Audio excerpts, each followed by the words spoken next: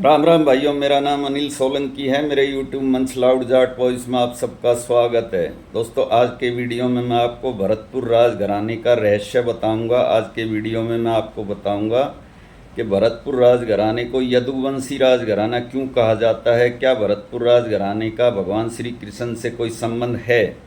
दोस्तों, जो भरतपुर के वर्तमान राजा हैं विश्वेंद्र सिंह, वो भगवान श्री कृष्ण के 105वें वंशज हैं और मैं आपको पूरी 105 पीढ़ियों के नाम आज के वीडियो में बताऊंगा, बशर्ते कि आप वीडियो में आखिरी तक बने रहें।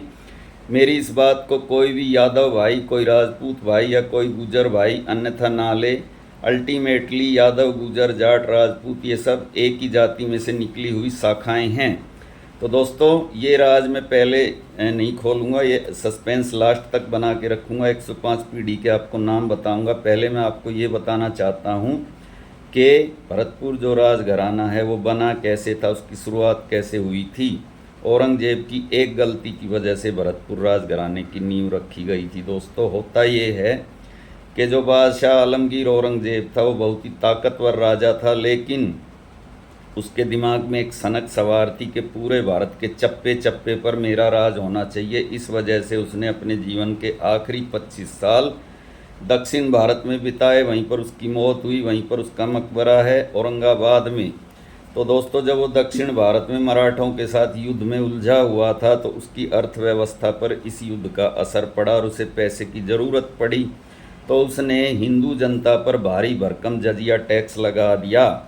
और इसके अलावा क्योंकि वो एक कट्टर धार्मिक सुन्नी मुसलमान था, इसलिए उसने मथुरा के अंदर सारे मंदिरों को तोड़ने का आदेश भी जारी कर दिया। और उसके इस काम को अंजाम तक पहुंचाने के लिए उसने एक कट्टर सेनापति अब्दुल नबी की ड्यूटी लगा दी। मथुरा के अंदर उसकी छावनी थी, उसका कैंटोनमेंट एरिया था।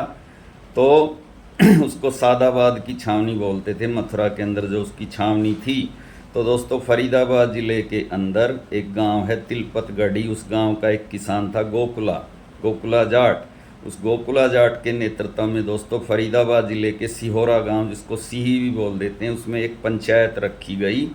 और जैसे ही ये बात अब्दुल नबी को पता चली, अब्दुल नबी ने अपनी सेना लेके गया और सीही और सिहोरा गांव को घेर लिया।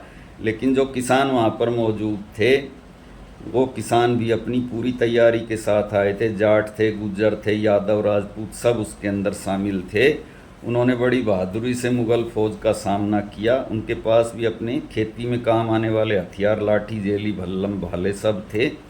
और इस युद्ध में मुग़लों को हार का सामना करना पड़ा तथा गोकुला जाट ने अब्दुल नबी की हत्या कर दी। न केवल हत्या कर दी, बल्कि जो सादाबाद की छावनी थी उसमें घुस गए। जाट सेना उसमें घुस गई और उसके हथियार लूट लिए तथा उस छावनी को आग के हवाले कर दिया। जब उस आग की लपटें आगरे तक पहुंची तो औरंगजेब गुस्से से थर थर काँपने लगा और वो अपना दक्षिण भारत का अभियान बीच में छोड़कर आगरे में आया और उसने हसन अली के नेतृत्व में एक विशाल सेना भेजी। ये बात है मई 1669 की, जो भी मैंने आपको बताई। और गोकुला जाट गिरफ्तार हुआ दिसंबर 1669 में। 6 महीने तक वो छापामार लड़ाई करता रहा मुग़लों के साथ, मारो, भाग जाओ, जंगल में छुप जाओ। आखिरी में वो दिसंबर के आखिरी हफ्ते में गिरफ्तार हुआ और 1 जनवरी 1670 को आगरे के किले के सामने गोकुला को और उसके ताऊ उदय सिंह को बहुत ही दर्दनाक मौत औरंगजेब ने दी। तो जब ये सारी घटना हुई तो बिरज क्षेत्र के किसानों में एक गुस्सापन पर, उस गुस्से का बदला लेने के लिए उन्होंने अपना नया नेता चुना, राजा राम जाट को। राजा राम जाट का जो कार्यकाल है वो है 1670 से 1688 तक। 1688 में 4 जुलाई को राजा राम जाट की मृत्यु होती है दोस्तों। तो राजा राम जाट कौन था? राजा राम जाट था ये बिरजराज भज्जा सिंह का बेटा। और राजा राम जाट चूड़ामन और भाव सिंह, जिसको रूप सिंह भी कहते हैं, जो सूरजमल के पिता, सूरजमल के दादा हुए, ये 3 भाई थे और ये बिरजराज के बेटे थे। तो दोस्तों, राजा राम जाट ने अपनी एक अनियमित सेना बनाई और उसने अपने टोल टैक्स बना दिए, बूथ बना दिए और मुग़ल काफ़िलों पे हमले करता था। मुग़ल व्यापारियों को लूटता था, उनसे टैक्स वसूल करने लगा। मुग़लों के जो उधर से सैनिक काफ़िले जाते थे उन पे हमले करके उनको लूट लेता था, उनके हथियार लूट लेता था, उनका धन लूट लेता था और पास ही के जंगल में जाके छिप जाता था। इस प्रकार से उसने मुगलों की नाक में दम करके रखा 18 साल तक। और उसने दोस्तों 28 मार्च 1688 को अकबर के मकबरे को भी लूटा। ये सिकंदरा नाम की एक जगह है, आगरा से 4 किलोमीटर आगे। वहाँ पे उसने अकबर के किले पर अकबर के मकबरे पर हमला किया और वहाँ सोने चांदी हीरे की नक्काशियों को उतार लिया तथा कांसे के फाटक थे उनको भी उतार के अपने साथ लेके आ गया। और उसने अकबर की कब्र खोद कर उसकी हड्डियों को आग के हवाले कर दिया। हिंदू रीति रिवाज से उनका अंतिम संस्कार कर दिया। इस बात से वो औरंगजेब बिल्कुल घबरा गया कि ये कौन आदमी है जो इतना दुस्साहस कर सकता है कि मेरे दादा की कब्र को खोद के उसकी हड्डियों को जला दे। आखिरी में दोस्तों बीजल के युद्ध में, जो अलवर के पास एक जगह है बघरिया, राजा राम जाट की मृत्यु हो जाती है। चौहान और शेखावटी राजपूतों के बीच में ये युद्ध होता है। इसमें जो चौहान राजपूत होते हैं उनका साथ राजा राम जाट ने दिया और शेखावटी राजपूतों के साथ मुगल थे। इस युद्ध में राजा राम जाट को गोली लग जाती है तथा उसकी वो वीर गति को प्राप्त हो जाता है। अब उसके बाद में उसका छोटा भाई चूड़ामन भरतपुर का शासक बनता है। तो चूड़ामन दोस्तों 1695 से 1721 तक भरतपुर का शासक रहता है।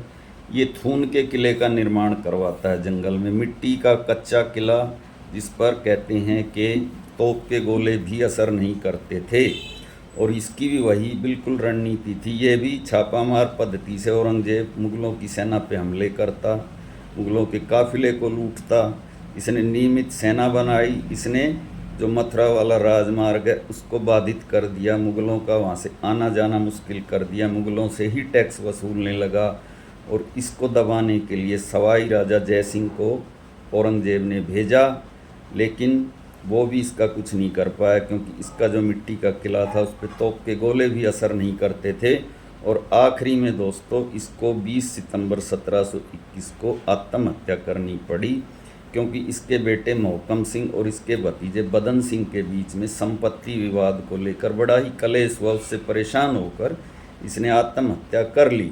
और जब इसने आत्महत्या करी तो मोहकम सिंह और बदन सिंह के बीच में जो उत्तराधिकार की लड़ाई थी, उस उत्तराधिकार की लड़ाई में जो जयपुर के राजा सवाई जयसिंह थे उसने बदन सिंह का साथ दिया और मोहकम सिंह को हराकर बदन सिंह शासक बन गए। और इसके पीछे सवाई जयसिंह की भी रणनीति थी। सवाई जयसिंह ने मुगलों से बात करके और बदन सिंह को राजा, परंपरागत घोषित राजा घोषित करवा दिया। इस प्रकार से दोस्तों एक पक्का जो वो स्टेट बना भरतपुर, वो राजा बदन सिंह के टाइम में बना। इसको मुगलों ने भी मान्यता दे दी और जयपुर के राजा सवाई जयसिंह ने भी उसको मान्यता दे दी। और जो ये बदन सिंह महाराजा हुए, ये 18 नवंबर 1722 से 21 मई 1755 तक इनका कार्यकाल रहा, काफ़ी लंबा। और दोस्तों इनके बेटे हुए महाराजा सूरजमल 23 मई 1755 से 25 सितंबर 1763 तक। तो सूरजमल जो थे वो एक कुशल रणनीतिकार, एक अच्छे प्रशासक और एक बहुत अच्छे योद्धा थे। उनके राज्य में भरतपुर की सीमाएं बहुत लंबी चौड़ी हो गई थी। आज के भारत के 25-26 जिले थे उनके राज्य में। हरियाणा का मेवात, रेवाड़ी और रोहतक तक का एरिया, यूपी का एटा मैनपुरी तक का एरिया, मेरठ भी उसमें था, मुरादाबाद भी उसमें था, हाथरस, बिजनौर, ये सब एरिया उसमें था।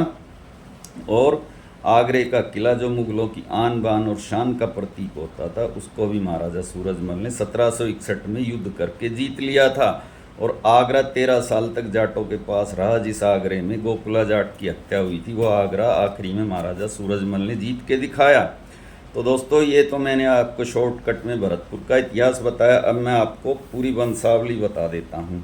भगवान श्री कृष्ण जो कि हिंदू धर्म के हमारे भगवान हैं, उनके बेटे हुए प्रद्युम्न, प्रद्युम्न के बेटे अनिरुद्ध, अनिरुद्ध के बेटे बिरजनाभ और बिरजनाभ के बेटे बिरजवीर, बिरजवीर के बेटे कृतभानु, कृतभानु के बेटे चित्रसेन, चित्रसेन के बेटे रविसेन, रविसेन के बेटे विमलदेव, विमलदेव के बेटे त्रिसेन। उसके बाद में दोस्तों श्रवणराज, सिंहराज, दत्तराज, बलदेव, सामंतराय, सूरसेन, सामलभूप, सर्वजीत, विष्णुजीत, इंद्रसेन, निर्वाणी, द्रोण, धीराजीत, सबलराय, भद्रसिंह, सावंतराय, धनु सिंह, कृष्ण भानु, साधरम, सावली, छत्रसेन, बुद्धवीर, सावंत, चंद्रसेन, महासेन, अक्षय, भीमसेन, उग्रसेन, धर्मसेन, विष्णु कीर्ति, भूमिसेन भूरीबाहु कृष्ण बाहु अगर राज अनुकूल राज लक्षवीर कृष्ण बुद्ध संग्रामजीत बुद्ध रथ अंगद अग्निजीत कृष्णदेव अखेय सहाय राजरूप मुद्रासेन नंदराय वीरसेन सिंधुपाल जगतपाल विठलपाल संग्रामपाल कीर्तिपाल भोजपाल लक्ष्यपाल अक्षयपाल ब्रह्मपाल चंद्रपाल संतपाल विजयपाल तिहमपाल मदनपाल